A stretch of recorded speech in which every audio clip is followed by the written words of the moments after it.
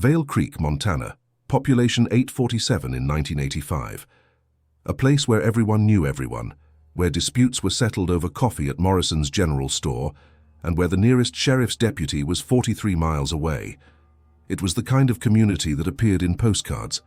Rolling hills dotted with modest farmhouses, children riding bicycles on dirt roads, and the comforting certainty that tomorrow would look much like today. But beneath this pastoral facade lay something more complex. In rural communities like Vale Creek, relationships aren't just personal, they're survival.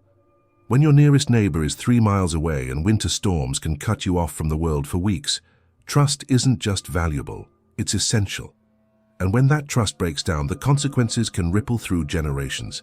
This is the story of how a borrowed shovel became the symbol of everything that could go wrong when neighbors stopped talking to each other. It's a story about pride, misunderstanding, and the dangerous weight of silence in places where help is far away, and grudges have nowhere to hide. What happened in Vale Creek in the autumn of 1985 would force an entire community to confront uncomfortable truths about themselves, and leave investigators with more questions than answers about how quickly trust can turn to suspicion, and suspicion to something far more destructive. The morning of September 15, 1985, dawned crisp and clear over Vale Creek, Montana. Margaret Carter stood at her kitchen window, watching the golden light spill across the valley like honey. At 52, she had lived in this house for nearly 3 decades, long enough to know that such perfect autumn days were gifts to be treasured before the harsh mountain winter arrived. The leaves on the cottonwoods were just beginning to turn, promising a spectacular display in the weeks to come. Outside, her husband Thomas was already at work, his weathered hands steady as he repaired a section of fence that had been damaged during the previous week's unexpected storm. At 60, Thomas Carter moved with the deliberate efficiency of a man who had spent his life working the land. His neighbors often remarked on his reliability. When Thomas Carter said something would be done, it got done.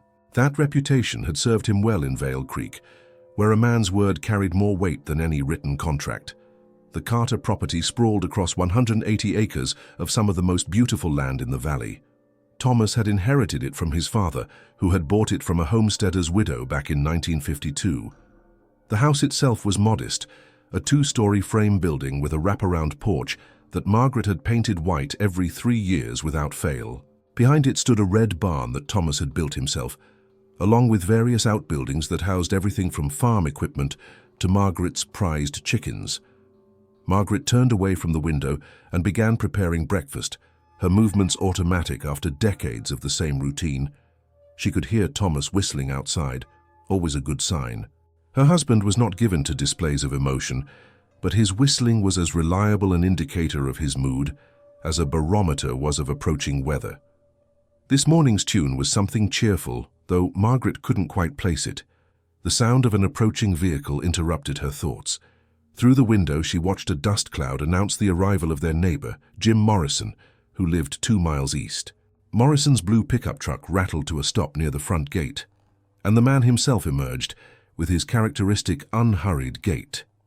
At 45, Jim Morrison was younger than Thomas, but carried himself with the same solid confidence that marked most longtime residents of Vale Creek. Margaret watched as Thomas set down his tools and walked over to greet Morrison. The 2 men had known each other for 15 years, ever since Morrison had bought the old Peterson place after retiring from the army. Their relationship had always been cordial, built on the kind of mutual respect that develops between neighbors who understand the value of reliable friendship in remote places. "Morning, Thomas," Morrison called out as he approached. "Hope I'm not interrupting anything important." Thomas wiped his hands on his work jeans and shook Morrison's hand firmly. "Not at all, Jim. Just fighting with this fence post that seems determined to lean into next Tuesday. What brings you out this way?" Morrison glanced toward his truck, then back at Thomas with an expression that seemed almost embarrassed. "Well, I hate to be the type of neighbor who's always asking for favors, but I find myself in a bit of a predicament. You know that irrigation ditch I've been planning to dig behind the house? Finally got the time to start on it, but when I went to get my shovel yesterday, I discovered it's got a crack right through the handle.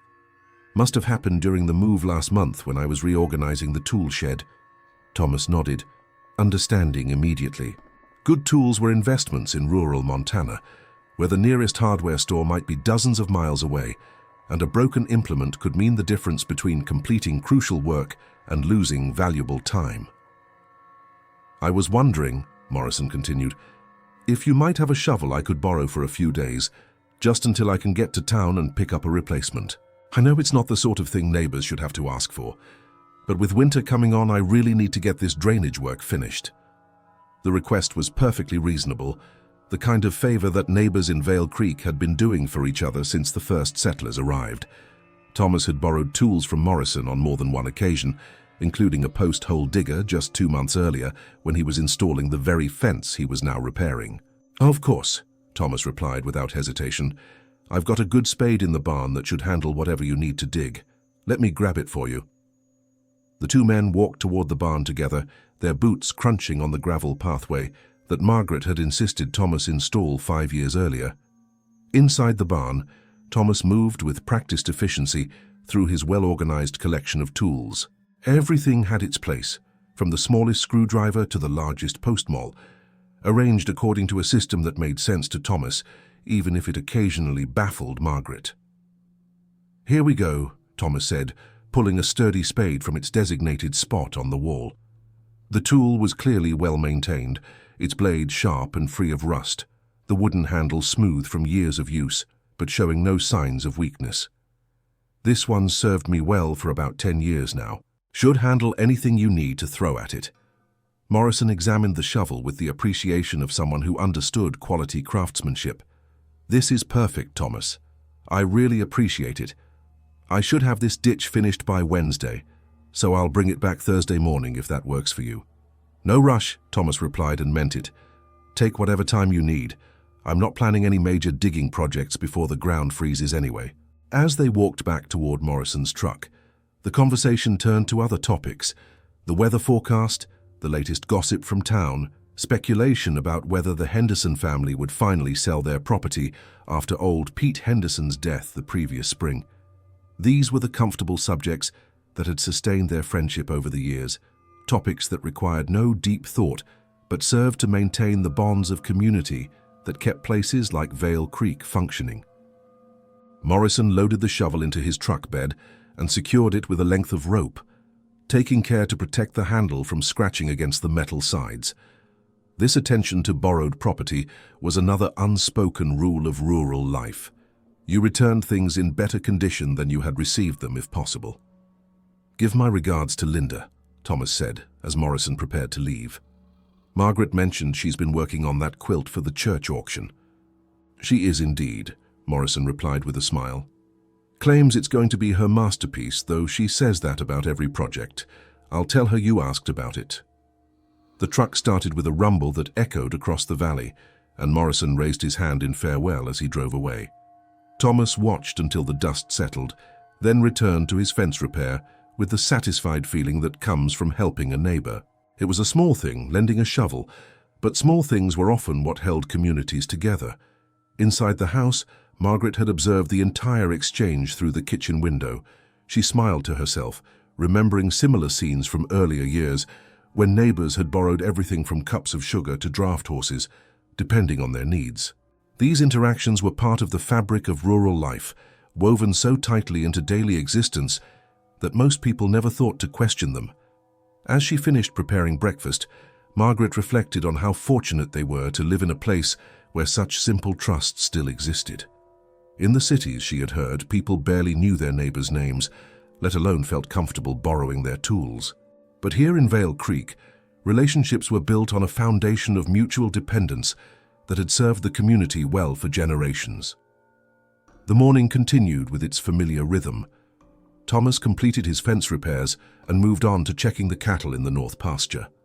Margaret tended to her garden, harvesting the last of the tomatoes before the first frost could claim them. Their nearest neighbors, the Walsh family, could be seen in the distance working on their own autumn preparations. By afternoon, word of the borrowed shovel had made its way through Vale Creek's informal communication network, though not through any deliberate gossip. Jim Morrison had stopped at the general store to pick up supplies and mentioned to the proprietor, Buck Morrison, no relation despite the shared name, that he was finally starting work on his drainage project. Buck had asked about tools, and Morrison had mentioned borrowing the shovel from Thomas Carter. Buck had passed this information along to his wife, who mentioned it to her sister, who lived next to the Walsh family. In a community of fewer than 900 people, such news traveled naturally and without malice. Everyone knew who was doing what, not out of nosiness, but from the genuine interest that neighbors take in each other's affairs when everyone's success or failure affects the whole community. The borrowed shovel was just another small piece of the ongoing story of Vale Creek, no more remarkable than the weather or the price of cattle. But even as the day ended with its normal, peaceful routine, forces were already in motion that would transform this simple act of neighborliness into something much more complex and troubling. In the Walsh household, conversations were beginning that would set in motion a chain of misunderstandings, accusations, and escalating tensions that no one could have predicted on that beautiful September morning. The shovel itself rested in Morrison's truck bed, an ordinary tool waiting to fulfill its intended purpose, unaware that it would soon become a symbol of everything that could go wrong when trust begins to break down in places where neighbors depend on each other for survival. By Thursday morning, Jim Morrison had completed his irrigation project exactly as promised. The new drainage ditch curved gracefully behind his house, designed to channel the spring runoff away from his foundation and toward the natural slope that led to Vale Creek itself. The work had been more extensive than originally planned. Morrison had discovered that the ground contained more clay than expected, requiring additional effort to achieve proper water flow. But the borrowed shovel had performed admirably, its sharp blade cutting through the stubborn earth with the reliability that Thomas Carter's tools were known for throughout the valley. Morrison loaded the shovel into his truck with the same care he had shown when borrowing it, wrapping the blade in an old towel to prevent any scratches during transport. As he drove the familiar route to the Carter property, he reflected on how fortunate he was to have neighbors like Thomas and Margaret. In his years in the military, he had lived in many places where such simple trust was impossible, where lending tools to neighbors was unthinkable because you might never see them again. Vale Creek represented something precious in Morrison's mind, a place where people still operated on handshake agreements and mutual respect.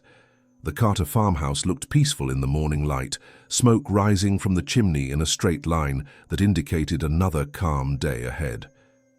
Morrison could see Thomas working near the barn, apparently organizing equipment for some future project.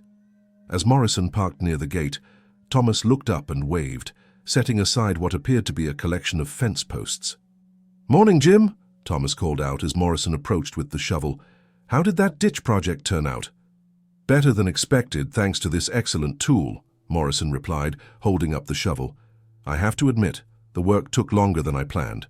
The soil composition was different than I thought. More clay down deep. But this shovel handled everything I threw at it." Thomas accepted the returned shovel and examined it briefly, noting with approval that Morrison had taken the time to clean the blade thoroughly. "Glad it worked out for you. That clay can be stubborn stuff when it gets wet. Did you get the drainage angle right?" The two men spent several minutes discussing the technical aspects of Morrison's project, sharing the kind of practical knowledge that rural neighbors accumulate over decades of solving similar problems. Morrison described his solution for managing the water flow during heavy rains, while Thomas offered suggestions based on his own experience with drainage issues in various parts of his property. "I appreciate you taking the time to clean this up," Thomas said, indicating the shovel. "Not everyone thinks to do that." "Only proper thing to do," Morrison replied. "My father always taught me that you return borrowed items in better condition than you received them. Besides, that's a fine tool. Deserves to be treated with respect." As Morrison prepared to leave, he mentioned casually that he had run into several neighbors during his trips to town for supplies. "Buck at the store was asking about your cattle operation," he said. "Seems like there's interest in whether you might be willing to sell some breeding stock this fall." Thomas nodded thoughtfully. He had been considering thinning his herd before winter, but hadn't made any firm decisions. "I'll have to think about that. Depends on what the weather looks like and how the feed situation develops." After Morrison departed, Thomas returned the shovel to its designated spot in the barn, thinking no more about the transaction. For him, it had been a completely normal interaction, the kind of neighborly favor that required no special consideration or gratitude beyond common courtesy. He had helped Morrison with a small problem. Morrison had used the tool responsibly and returned it promptly, and life continued as it always had. But 3 miles away at the Walsh family's kitchen table, a very different conversation was taking place. Sarah Walsh had been talking to her sister-in-law, Linda Morrison, Jim Morrison's wife, about the various autumn projects that seemed to multiply as winter approached. Linda had mentioned her husband's drainage project and how grateful they were for Thomas Carter's willingness to lend the shovel. It was an innocent comment, made in the spirit of appreciation for neighborly kindness. Sarah's husband, Robert Walsh, had overheard part of this conversation, though not enough to understand the full context. Robert was a man prone to suspicion, shaped by a childhood in Chicago, where trust was a luxury that few could afford. Though he had lived in Vale Creek for 8 years, he had never fully adjusted to the rural assumption that neighbors could be relied upon in times of need. "What's this about Thomas Carter lending tools to Morrison?" Robert asked, joining the conversation with an expression of concern. Sarah explained the situation as she understood it, emphasizing the routine nature of the favor and Morrison's obvious appreciation for Carter's generosity. But Robert's interpretation was colored by experiences and assumptions that had nothing to do with the realities of rural Montana. "Don't you think it's odd," Robert said slowly, "that Carter would be so eager to help Morrison with a project that's going to affect water drainage in the valley?" Sarah looked puzzled. "What do you mean? It was just a small ditch behind Morrison's house." "Think about it," Robert continued, warming to a theory that was forming in his mind. "Water rights are serious business around here. If Morrison's changing how water flows on his property, that could affect downstream users. Maybe Carter's not just being neighborly. Maybe he's got a reason to want Morrison's water directed in a particular direction." This observation reflected Robert's background in urban real estate development, where every improvement project involved complex negotiations about water rights, drainage responsibilities, and potential impacts on neighboring properties. But rural Montana operated under different assumptions, where neighbors generally trusted each other to make reasonable decisions about water management without extensive legal consultation. Sarah tried to point out that the Morrison project was purely defensive, designed to protect his foundation from spring runoff rather than to redirect water for irrigation or other purposes. But Robert was already constructing a more elaborate scenario in his mind. "Have you noticed how Carter's been spending a lot of time checking his north pasture lately?" Robert asked. "The one that borders Morrison's property. Maybe he's planning something that depends on controlling water flow in that area." This observation was based on Robert's habit of walking his own property line early each morning, a practice he had developed in response to his lingering distrust of rural property boundaries. During these walks, he had indeed observed Thomas Carter working in various parts of his property, but had interpreted normal agricultural activities as potentially suspicious behavior. Over the following days, Robert's suspicions grew and evolved, fed by his tendency to view normal rural interactions through the lens of urban competition and distrust.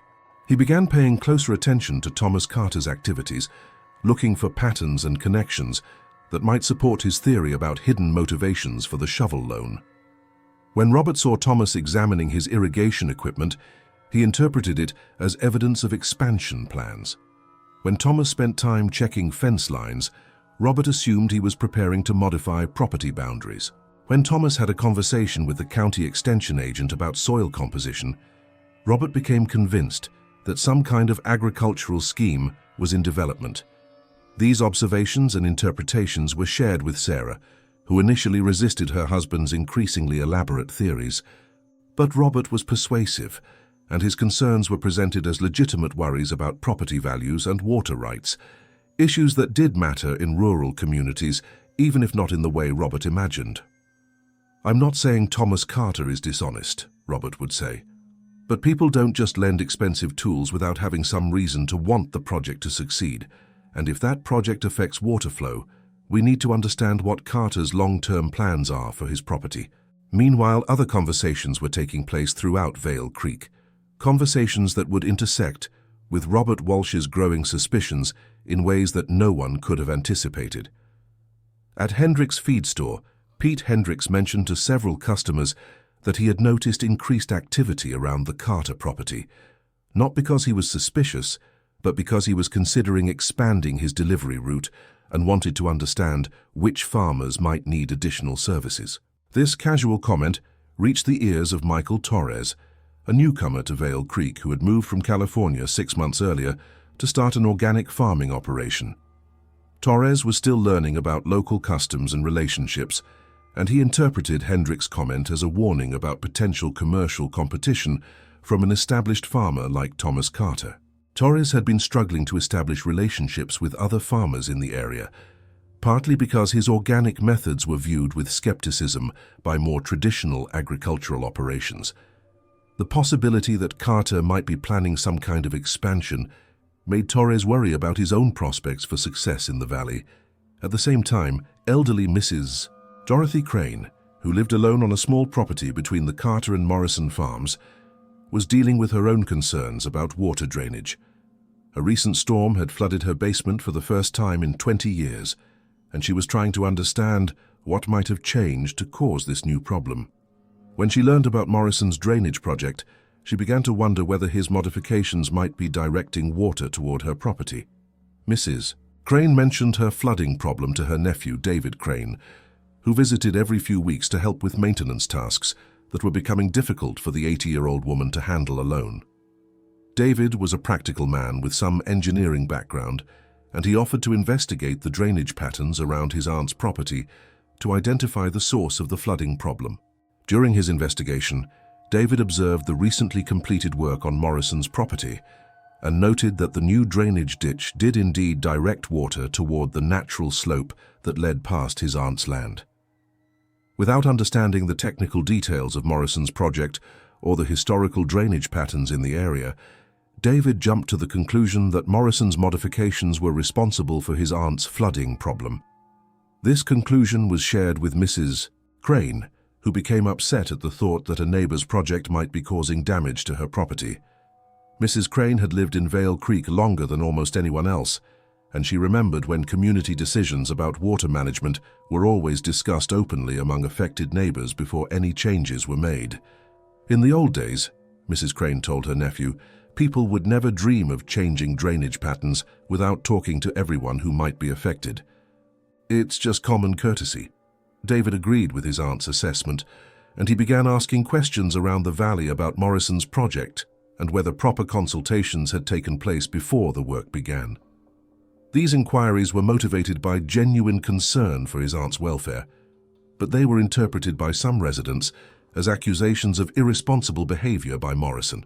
The situation became more complex when David learned about Thomas Carter's role in providing the shovel for Morrison's project.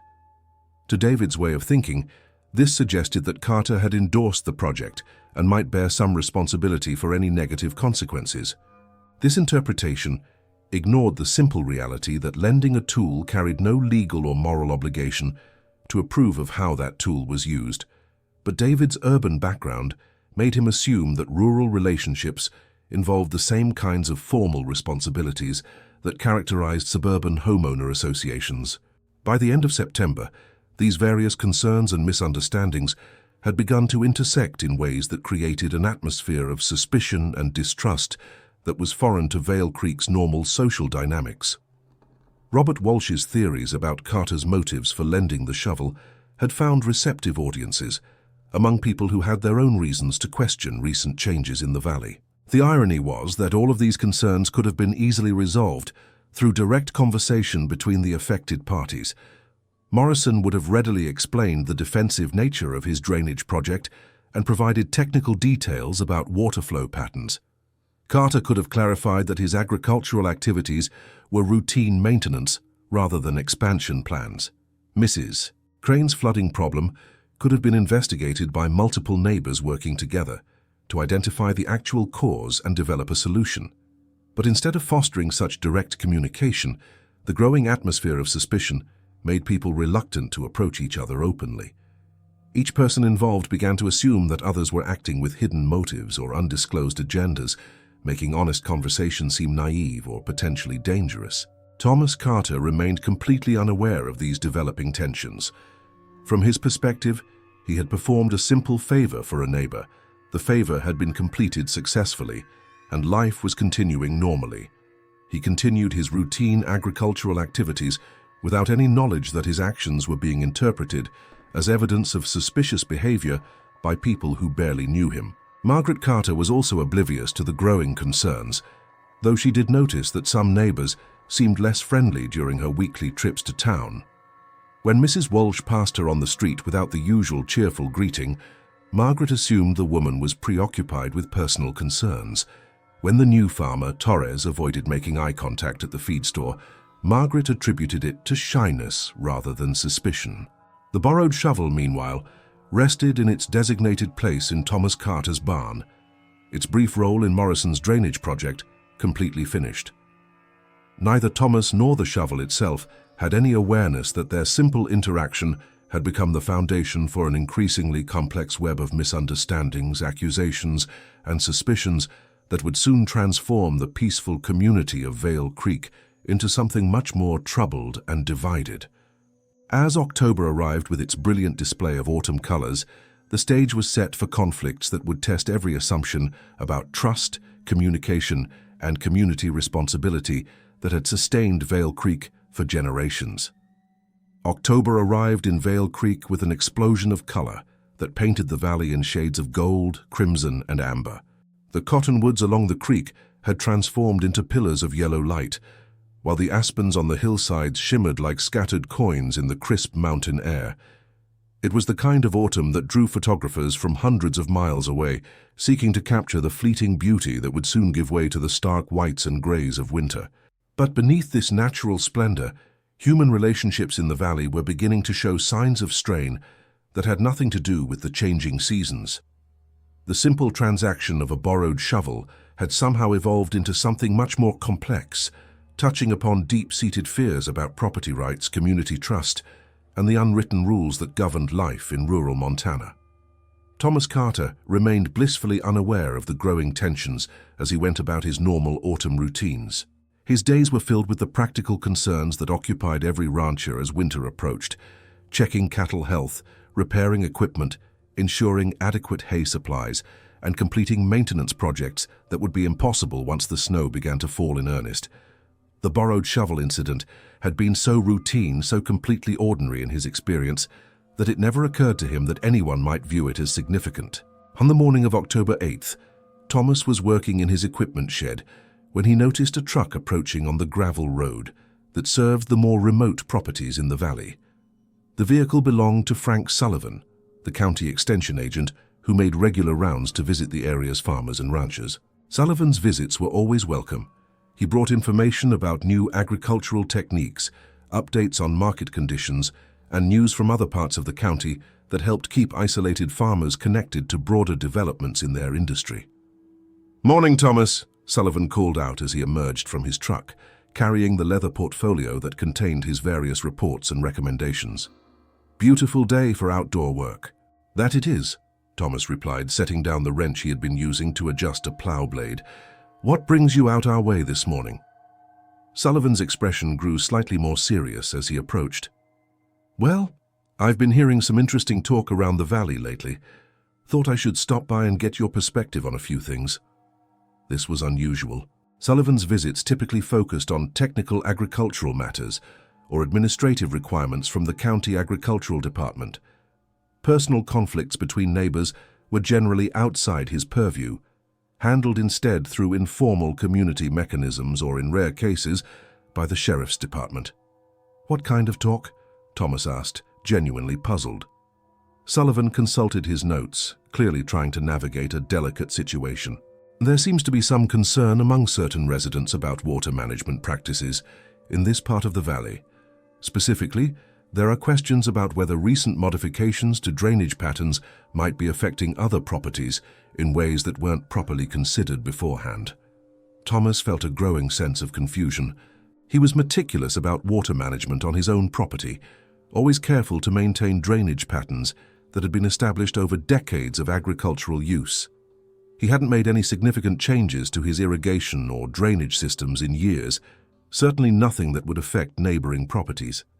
"I'm not sure what you're referring to, Frank," Thomas said slowly. "I haven't made any major changes to water management on my property recently." "Are you talking about something specific?" Sullivan shifted uncomfortably, clearly reluctant to get drawn into neighborhood disputes. "Well, there's been discussion about the Morrison drainage project and whether the planning process took adequate account of downstream effects. Some folks are wondering if there might have been, well, coordination between property owners that wasn't transparent to the broader community." The implication slowly dawned on Thomas, and he felt a flash of irritation that was rare for him.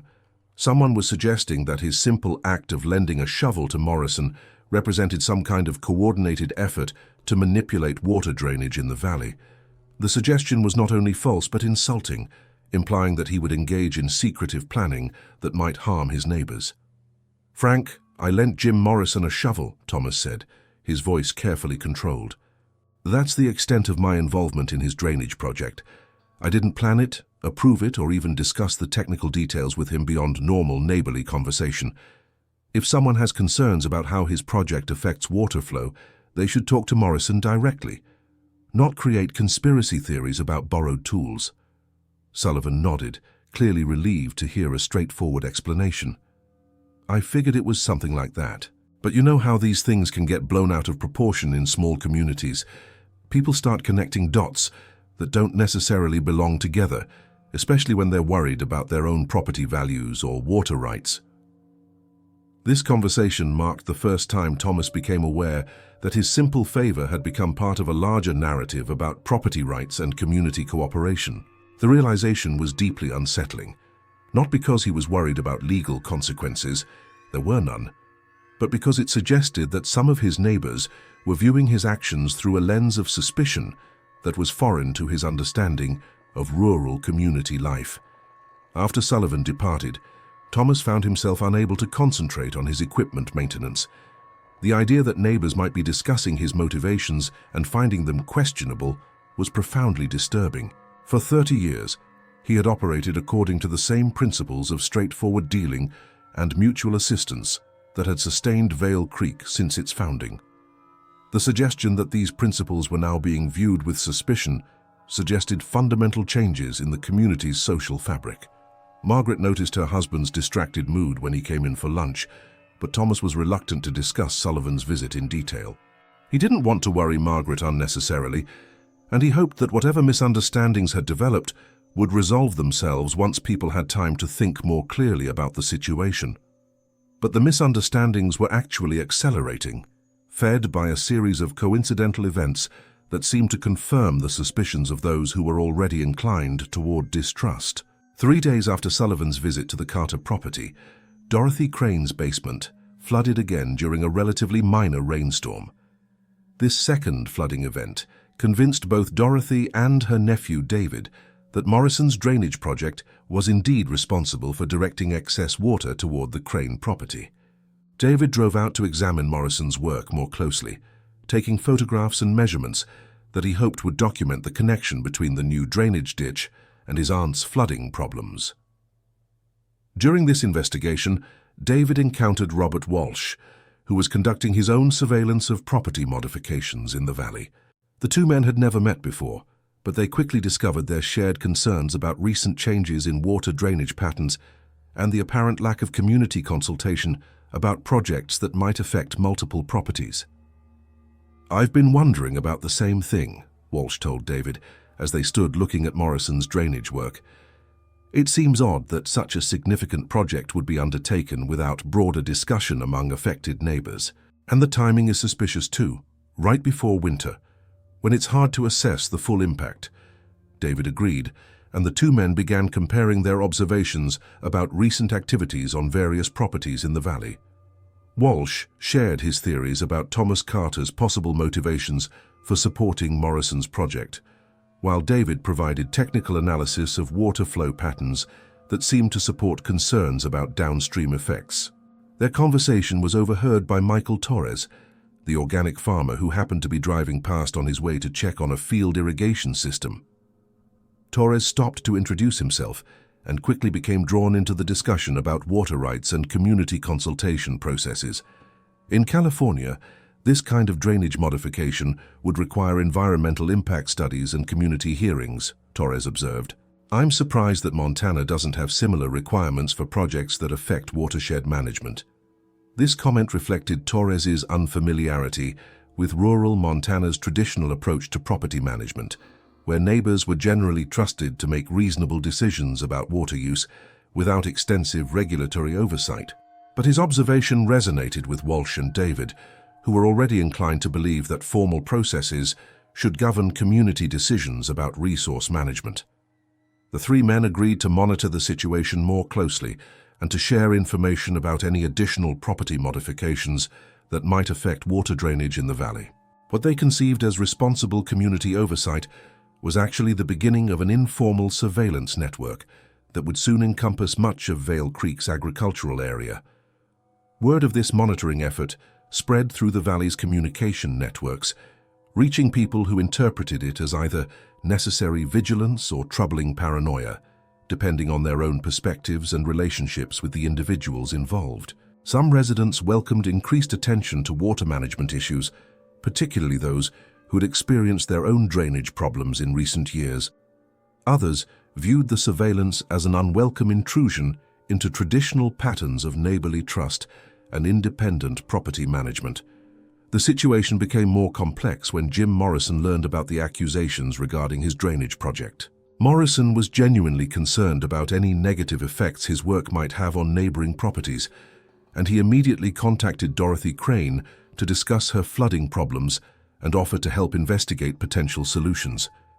But Morrison's well-intentioned outreach was interpreted by David Crane as an admission of guilt, confirming his suspicions that the drainage project had indeed caused his aunt's problems. When Morrison offered to modify his drainage system, if it was indeed causing issues elsewhere, David viewed this as further evidence that Morrison knew his project was problematic from the beginning. If he didn't know there would be problems, why would he be so quick to offer modifications, David asked his aunt. Innocent people don't immediately volunteer to change their projects when questions are raised. This interpretation completely missed Morrison's genuine desire to be a good neighbor and his willingness to invest additional time and money to address any unintended consequences of his work. Instead, Morrison's cooperative attitude was twisted into evidence of deception and irresponsibility. At the same time, Thomas Carter was beginning to encounter subtle but unmistakable signs that his standing in the community had somehow changed. When he stopped at the hardware store to purchase supplies for a fence repair project, the normally friendly clerk seemed distant and formal. When he attended the monthly meeting of the local Cattlemen's Association, conversations seemed to stop when he approached, resuming only after he had passed by. Most troubling of all was an encounter with Pete Hendricks at the feed store, where Thomas had been purchasing winter supplies for his cattle operation. Hendricks, normally one of Thomas's most reliable business associates, seemed reluctant to engage in their usual discussion about market conditions and feed quality. "Pete, is everything all right?" Thomas finally asked. "You seem preoccupied about something." Hendricks looked uncomfortable, clearly debating whether to address whatever was troubling him. Finally, he said, "Thomas, I've been hearing some talk around town. Nothing specific, you understand, but there are folks who seem to think you've been involved in some kind of planning with Morrison about water management.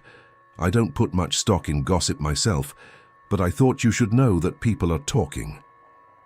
Thomas felt a familiar flash of irritation, but he also appreciated Hendricks's directness. "Pete, I lent the man a shovel. That's literally the extent of my involvement in whatever Morrison chose to do with his property. I don't know why that's become a subject for community speculation, but I can assure you there was no planning, no coordination, and no hidden agenda beyond normal neighborly assistance." Hendricks nodded, clearly relieved to hear a straightforward denial. "That's what I figured, but you know how these things can get twisted when people start worrying about their property values and water rights. Might be worth having a conversation with some folks to clear the air." But Thomas was reluctant to engage in defensive explanations for actions that he viewed as completely normal and appropriate. The idea of having to justify lending a shovel to a neighbor struck him as fundamentally absurd, a violation of the basic trust that should characterize rural community relationships. Margaret was more pragmatic about the situation when Thomas finally shared the details of his various troubling encounters. "People are just worried," she told him as they discussed the matter over dinner. "When folks start having problems with flooding or drainage, they look for explanations. Sometimes they find connections that aren't really there." "But why would anyone think I would be involved in some kind of scheme to manipulate water drainage?" Thomas asked. "What would be my motivation for such a thing?" Margaret considered this question carefully. She had lived in Vale Creek long enough to understand how community suspicions could develop and spread, often based more on personality conflicts and social dynamics than on factual evidence. "I think some people have never really understood how things work around here," she said finally. "That new fellow Walsh, for instance, he's from the city, where everything involves contracts and regulations and formal agreements. He probably can't imagine that you would lend expensive equipment to someone without having some kind of business arrangement behind it." This observation was perceptive, but incomplete. While Robert Walsh's urban background certainly influenced his interpretation of rural relationships, the growing suspicion in Vale Creek was also being fed by genuine concerns about property damage, water rights, and community decision-making processes.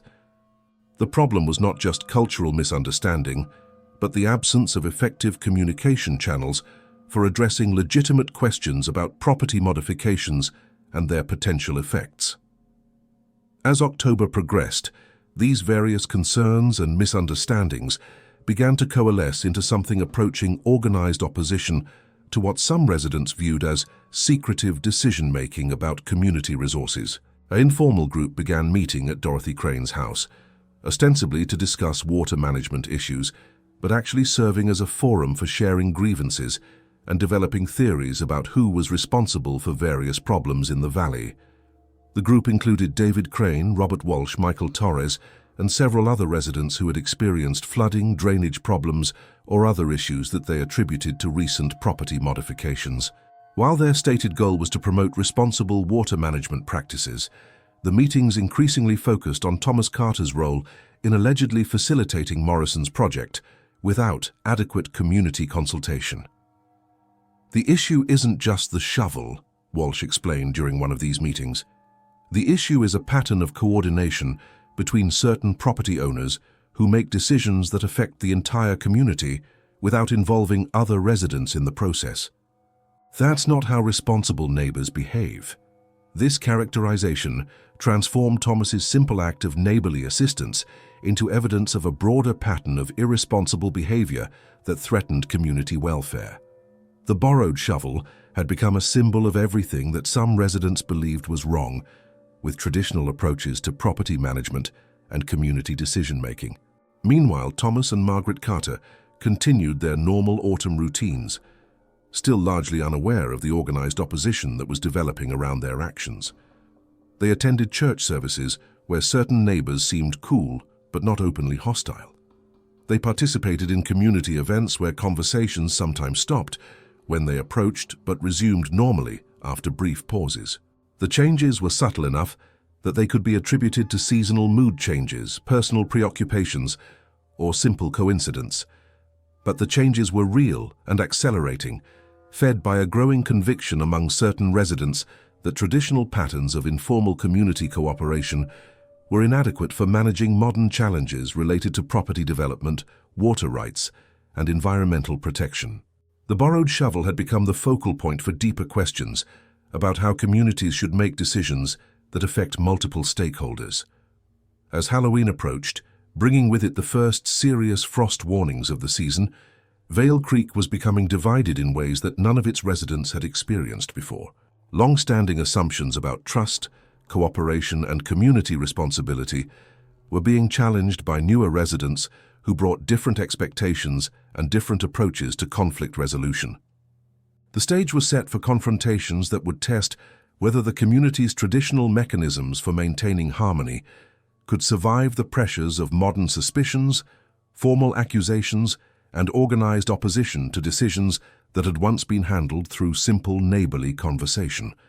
The borrowed shovel, meanwhile, remained in its designated place in Thomas Carter's barn, unaware that it had become the most controversial agricultural implement in Vale Creek's history. November arrived in Vale Creek with an unusual warmth that had long-time residents checking their almanacs and shaking their heads in concern. The temperatures that should have been hovering near freezing were instead climbing into the 60s during the day, creating conditions that fire management experts would later describe as a perfect storm of combustible circumstances. The autumn rains that normally soaked the valley floor and mountain slopes had been sparse and irregular, leaving vegetation unusually dry for the season.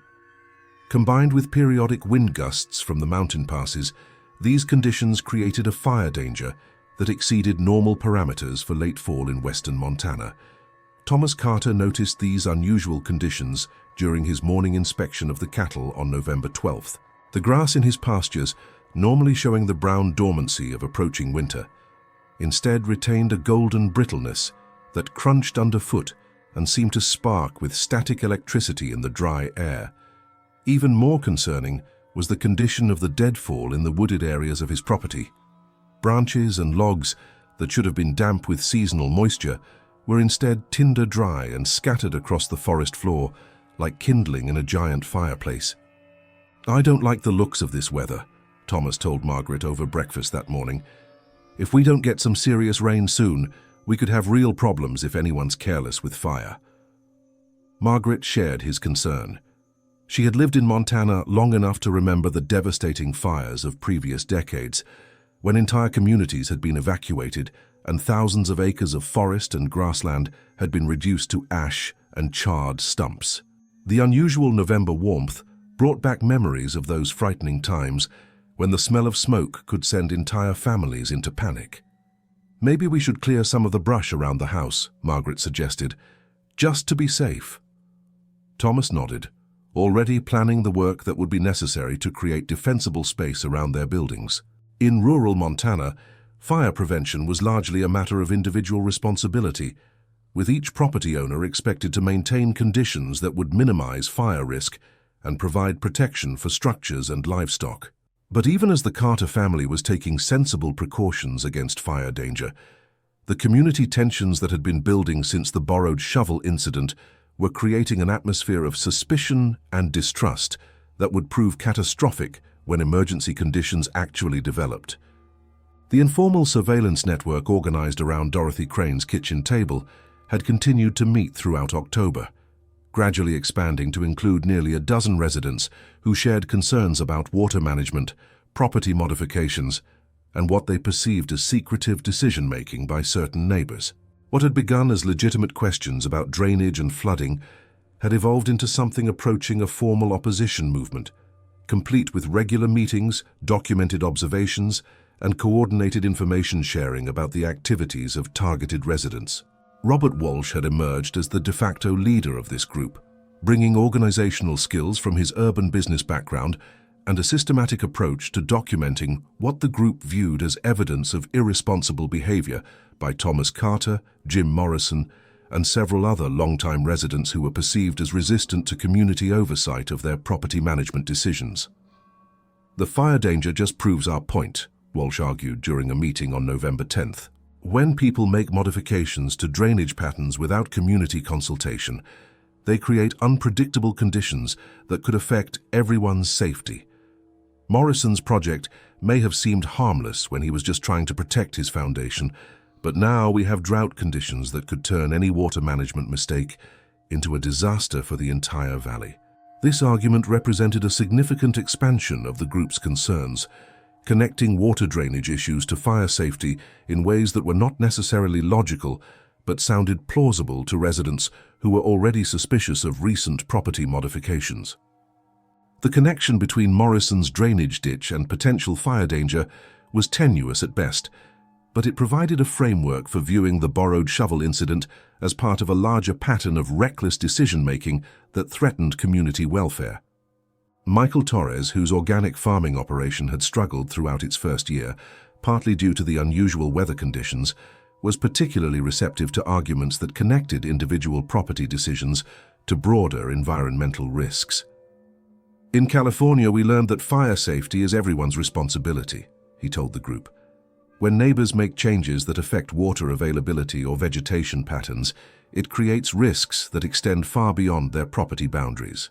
These concerns might have remained theoretical if not for events that began unfolding on the afternoon of November 15th, when a combination of unusual wind patterns, extreme dryness, and human error created the very emergency conditions that residents had been worrying about. The fire started on property belonging to Ed Kowalski, a retired machinist who lived alone in a cabin about 5 miles southeast of the main cluster of Vale Creek residences. Kowalski had been burning brush that morning, following what he thought were proper safety procedures by waiting until the wind died down and keeping water supplies nearby for emergency suppression. But the unusual atmospheric conditions created unpredictable air currents that carried sparks farther than anticipated, igniting dry grass in an area that Kowalski couldn't see from his burn pile. By the time Kowalski realized that the fire had escaped his control, flames were already spreading across several acres of drought-stressed vegetation, moving faster than he could manage with his limited firefighting equipment. Kowalski immediately called the volunteer fire department, but the nearest fire station was 43 miles away, and response time for rural fires was typically measured in hours rather than minutes. The fire's rapid spread was facilitated by several factors that investigators would later identify as contributing to the unprecedented scope of the emergency. The unusual wind patterns created by the November temperature inversion pushed flames in directions that were difficult to predict, while the extreme dryness of vegetation allowed the fire to move much faster than normal for the season. Most significantly, recent changes in water drainage patterns throughout the valley had created isolated pockets of vegetation that were even drier than usual, providing additional fuel for the advancing flames. Jim Morrison was among the first residents to notice smoke rising from the Kowalski property. From his vantage point near his recently completed drainage project, Morrison could see dark clouds billowing above the tree line that marked the boundary between developed and forested areas of the valley. His immediate reaction was to call neighbors and alert them to the developing emergency, following traditional rural protocols for community response to fire threats. "Thomas, this is Jim Morrison," he said, when Thomas Carter answered his phone. "We've got a serious fire starting up near Ed Kowalski's place. Looks like it's spreading fast. I'm heading over there with my water tank truck. Can you bring whatever suppression equipment you've got?" Thomas Carter's response was immediate and practical. "I'll get my tank truck loaded and be there in 15 minutes. Have you called the volunteer department?" "Ed called them, but you know how long it takes them to get out here. We're going to need to handle initial suppression ourselves." This conversation represented the kind of spontaneous community cooperation that had characterized Vale Creek's response to emergencies for decades. When fires, floods, or other disasters threatened the valley, residents automatically coordinated their efforts to protect lives and property, setting aside any personal differences in favor of collective action for survival. But the community tensions that had been developing since the borrowed shovel incident created complications that had never existed during previous emergencies. When Morrison began calling other neighbors to organize suppression efforts, he discovered that some residents were reluctant to coordinate with him due to concerns about his recent drainage project and its perceived connection to Thomas Carter's alleged manipulation of community resources. Robert Walsh, who lived closer to the fire area than most other residents, initially refused Morrison's request to bring his water supplies to assist with suppression efforts. "I don't think it's appropriate for me to take direction from someone whose property modifications may have contributed to the current fire danger," Walsh told Morrison during a tense phone conversation. This response reflected the extent to which community trust had deteriorated since the simple shovel loan 3 months earlier. Walsh's suspicion that Morrison's drainage project had somehow contributed to fire danger was not based on any scientific evidence or expert analysis, but on his general belief that recent property modifications had created unpredictable risks that residents like Morrison and Carter were responsible for managing. Morrison's frustration with this response was evident in his increasingly urgent calls to other neighbors. "We can sort out drainage issues after we deal with the immediate emergency," he told Walsh.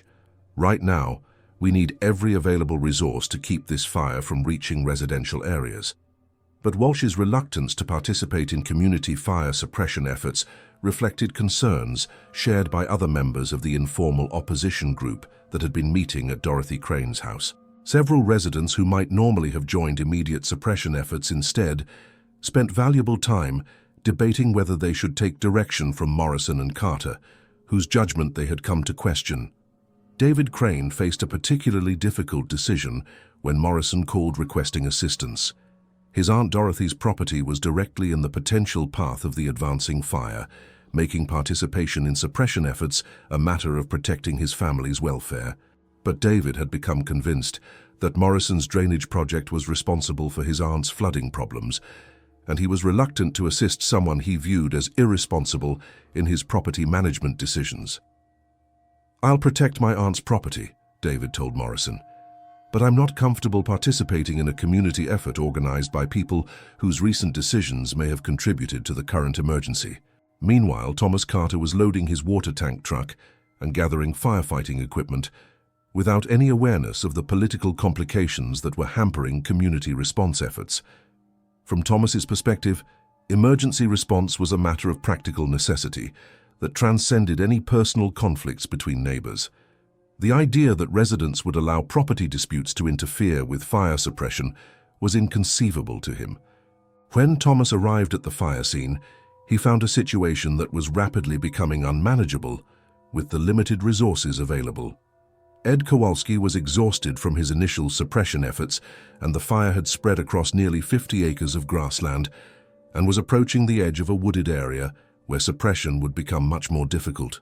Morrison had arrived with his water truck and was doing his best to establish fire breaks, but the advancing flames required more coordinated effort than 2 men and 2 trucks could provide.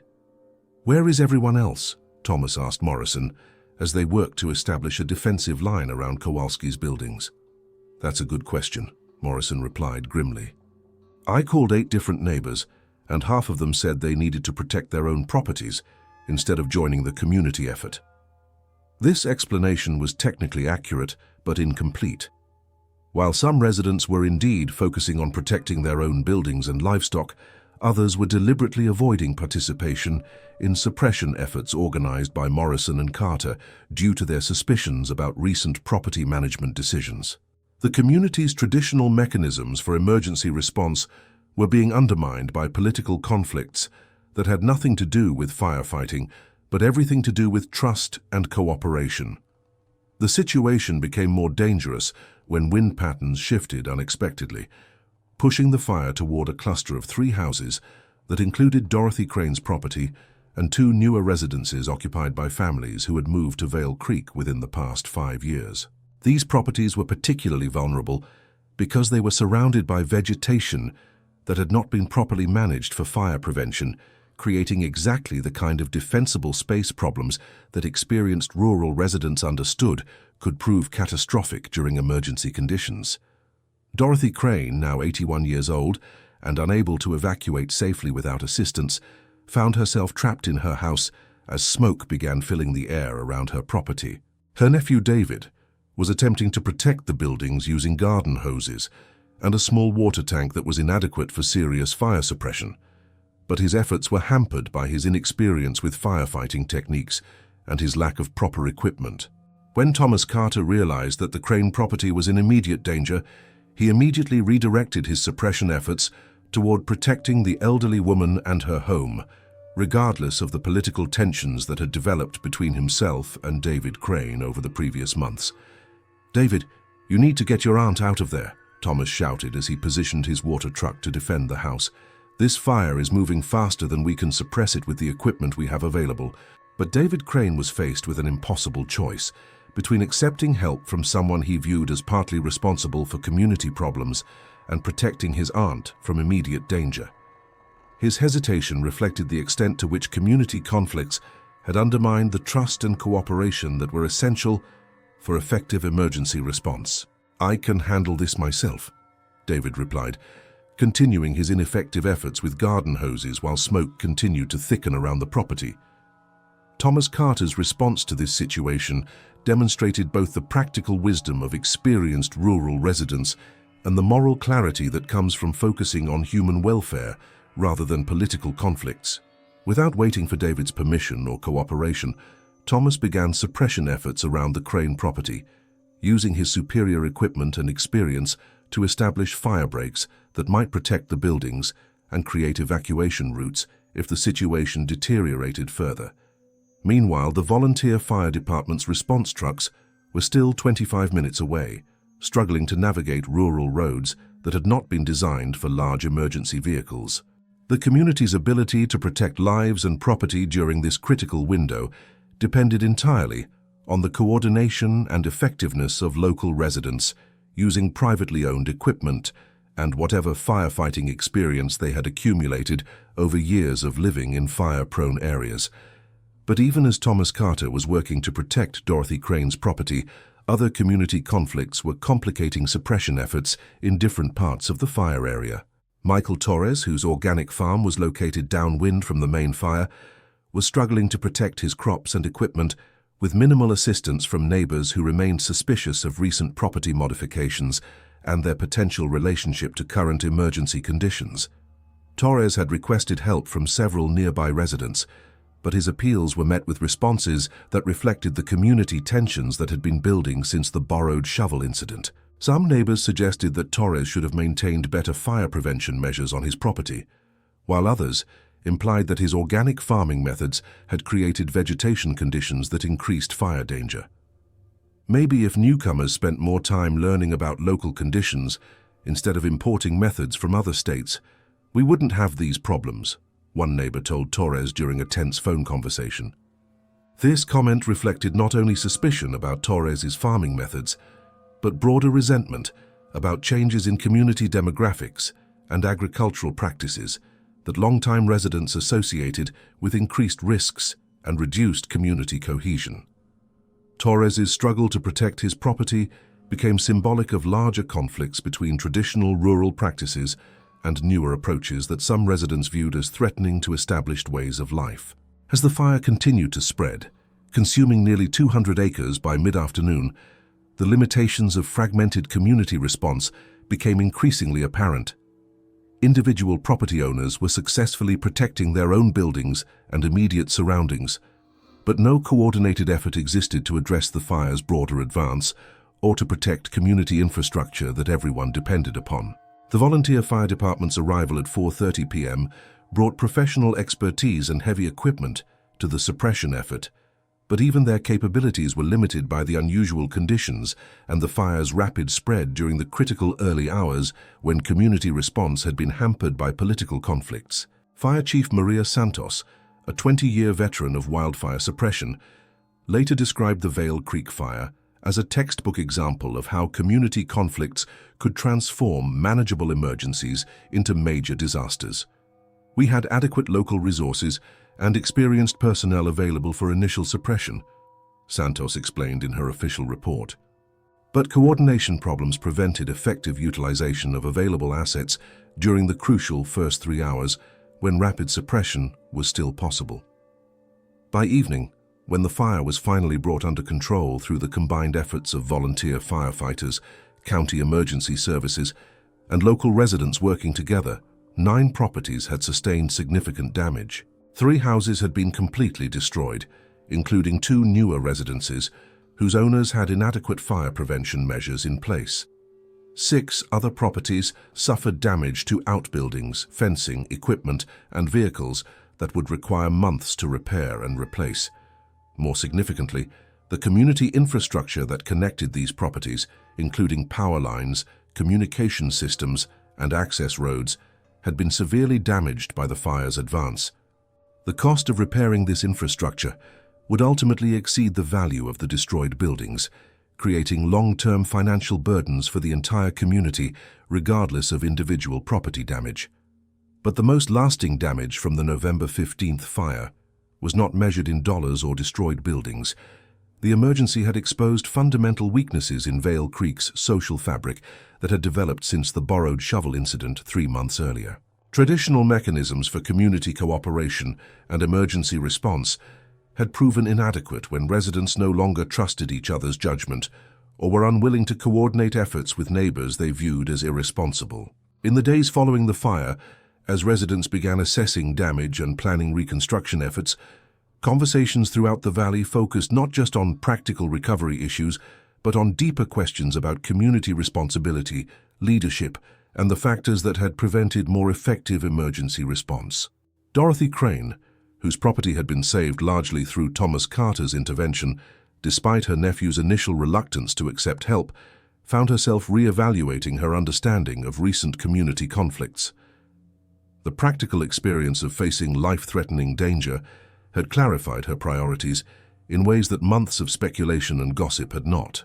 "I don't care what people think about borrowed shovels or drainage ditches," Dorothy told her nephew as they surveyed the fire damage around her property. "When my house was about to burn down, Thomas Carter was the one who showed up with proper equipment and the knowledge to use it effectively. That's what matters when you're facing real problems." Fairs, but other residents drew different conclusions from the fire experience, viewing the emergency as confirmation of their concerns about irresponsible property management and inadequate community oversight of decisions that affected everyone's welfare. Robert Walsh, whose own property had been protected primarily through his individual efforts rather than community cooperation, argued that the fire demonstrated the need for more formal mechanisms to ensure that property modifications and agricultural practices met appropriate safety standards. This emergency could have been prevented if we had proper oversight of activities that create fire hazards, Walsh told the informal group that continued to meet at Dorothy Crane's house. Individual property owners can't be trusted to make responsible decisions about modifications that affect community safety. Michael Torres, whose organic farm had sustained significant damage despite his best efforts at protection, was particularly bitter about what he viewed as inadequate community support during the emergency. "I called 8 different neighbors for assistance and only 2 responded," Torres told the group. "If this community can't come together to protect everyone's property during emergencies, maybe we need different approaches to ensure that people fulfill their responsibilities to help each other." These perspectives reflected genuine concerns about community cooperation and emergency preparedness, but they also demonstrated how the borrowed shovel incident had created lasting divisions that affected residents' ability to interpret subsequent events objectively. The same emergency that had clarified Dorothy Crane's understanding of community priorities had reinforced other residents' suspicions about their neighbors' reliability and judgment. As November progressed toward December, Vale Creek faced the challenge of rebuilding not just damaged buildings and infrastructure, but the social trust and cooperation that had historically enabled the community to survive and prosper in an isolated and sometimes dangerous environment. The borrowed shovel had become a symbol of everything that could go wrong when neighbors stopped trusting each other, and the fire had demonstrated the practical consequences when traditional community cooperation broke down during genuine emergencies.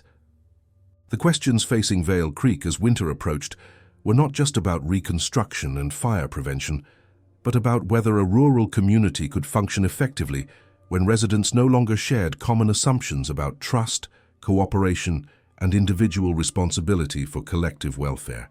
The answers to these questions would determine not just the community's ability to recover from the November fire, but its capacity to maintain the social bonds that made rural life possible in the challenging environment of western Montana.